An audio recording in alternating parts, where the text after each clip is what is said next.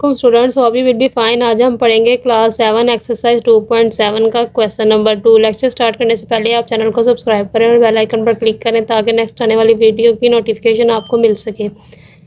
आज हम पढ़ेंगे question number 2, factorise the following. इसके फर्स्ट 6 पार्ट्स हम पिछले लेक्चर में डिस्कस कर चुके हैं।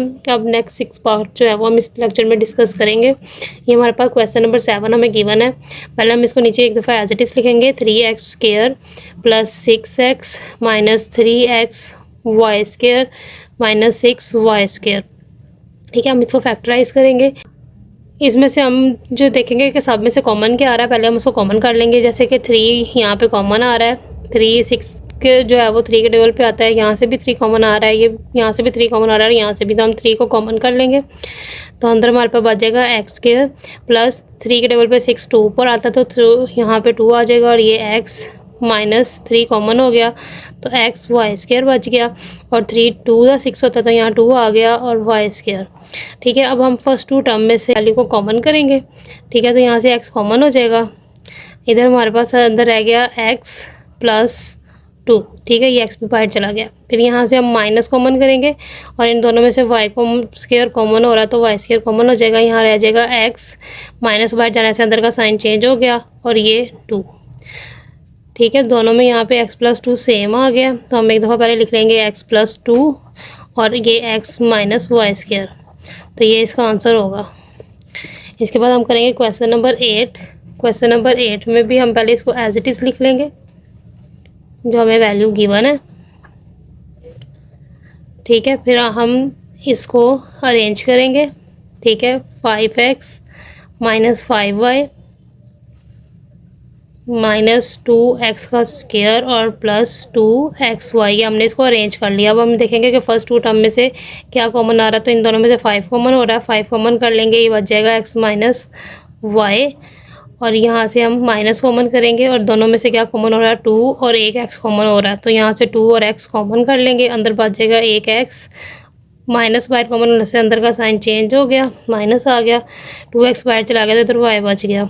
दोनों में x माइनस वाई सेम है तो इसको एक दफ़ा यहाँ पे लिख देंगे और ये 5 माइनस 2x बाकी यहाँ पे रह गया और ये इसका आंसर है। इसका क्वेश्चन नंबर 9 करेंगे। ठीक है, ये हमें क्वेश्चन यहाँ पे गिवन है, हम इसको एक दफ़ा नीचे एज इट इज़ लिख लेंगे।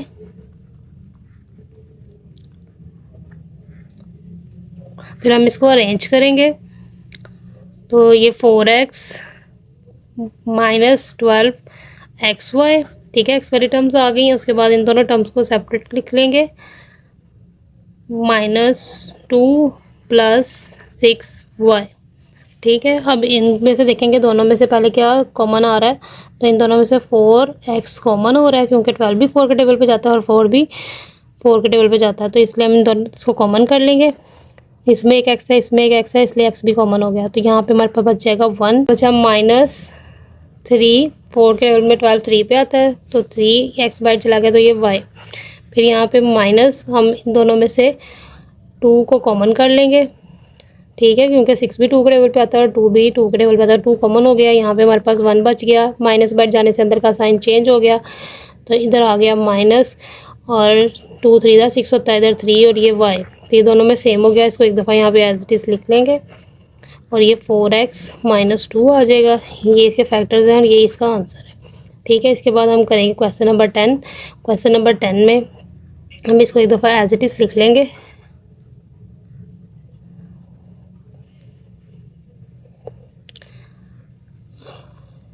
Minus 3y। ठीक है, तो इसको अरेंज करेंगे। 3xy minus 3y minus 3x plus 3। ठीक है, ये अरेंज हो गया। इन दोनों में से देखें कॉमन क्या आ रहा है तो 3 और y कॉमन आ रहा है, दोनों में से कॉमन कर लिया, अंदर बच गया x माइनस 1 और यहाँ से माइनस 3 कॉमन हो रहा है तो यहाँ पे अंदर बच जाएगा x माइनस 1। तो यहाँ पे हम लिखेंगे x माइनस 1 एक दफ़ा और 3y माइनस 3 एक दफ़ा, ये इसका आंसर होगा। इसके बाद हम करेंगे क्वेश्चन नंबर 11। क्वेश्चन नंबर 11 में से हम देखेंगे, पहले इसको एज इट इज़ लिखेंगे और फिर इन सब में देखेंगे क्या कॉमन हो रहा है तो हम इसमें से कॉमन कर लेंगे। ठीक है, अब देखें सारे जो टर्म्स हैं 3 9 9 3 या 3 के टेबल पे आती हैं तो हम यहाँ से 3 कॉमन कर सकते हैं। अंदर हमारे पास बचेगा a स्क्वायर प्लस यहाँ से 3 कॉमन होगा तो 3 3 ज़ा 9 होता है, तो 3BC फिर माइनस 3AC, यहाँ से 3 कॉमन हो गया तो इधर बच गया AB। ठीक है, इसको ये सारे हमारे पास आ गया। अब हम इन सबको अंदर अरेंज कर लेंगे। ठीक है, तो ये हो जाएगा A² minus AB minus 3AC और प्लस 3BC। इसको हमने अरेंज कर लिया। अब हम इनमें से कॉमन करेंगे। ठीक है, फर्स्ट 2 टर्म में से हम कॉमन कर लेते हैं। दोनों में से A कॉमन हो रहा है, एक A यहाँ पे 2 है, यहाँ पे 1 है, तो एक A कॉमन हो रहा है, तो एक A कॉमन कर लिया। इधर बच गया 1A और माइनस B, ये बाहर चला गया। फिर इन दोनों में से देखेंगे क्या कॉमन हो रहा है, तो -3 दोनों में कॉमन हो रहा है और C भी दोनों में कॉमन हो रहा है, तो 3C कॉमन हो गया। अंदर हमारे पास बच जाएगा A, साइन माइनस बाहर जाने से अंदर का साइन बदल गया, तो -B। ठीक है, तो यहाँ हम लिखेंगे 3, एक दफ़ा लिखेंगे A माइनस B और एक दफ़ा आ जाएगा A माइनस 3C। तो ये इसके फैक्टर्स हैं और ये इसका आंसर है। अब हम इसका क्वेश्चन नंबर 12 सॉल्व करेंगे। ठीक है, इसको भी हम एक दफ़ा नीचे एज इट इज़ लिख लेंगे। 4x² y plus 2x² minus 4y। ठीक है, अब इसके अंदर देखेंगे क्या कॉमन हो रहा है। ये 2 4 2 और 4 ये सब 2 के टेबल पे आते हैं, तो इसमें से हम 2 कॉमन कर लेंगे, तो ये x4 बच जाएगा। 2 बाहर चला गया, माइनस 2 के टेबल पे 4 2 पे आता है, तो 2x² y और ये भी 2 बाहर चला गया, तो इधर x² और 4 2 पे आता है 2 के टेबल में, तो 2y हमारे पास यहाँ बच गया। ठीक है, अब इनमें से देखेंगे फर्स्ट 2 टर्म में से क्या कॉमन हो रहा है। दोनों में इसमें x की पावर 4 है, इसमें x की पावर 2 है, तो हम x2 कॉमन कर लेंगे, तो अंदर बच जाएगा हमारे पास x2 माइनस 2y। ठीक है, फिर प्लस इन दोनों में से कुछ कॉमन नहीं हो रहा, तो 1 कॉमन कर लेंगे, तो अंदर बचेगा x2 माइनस 2y।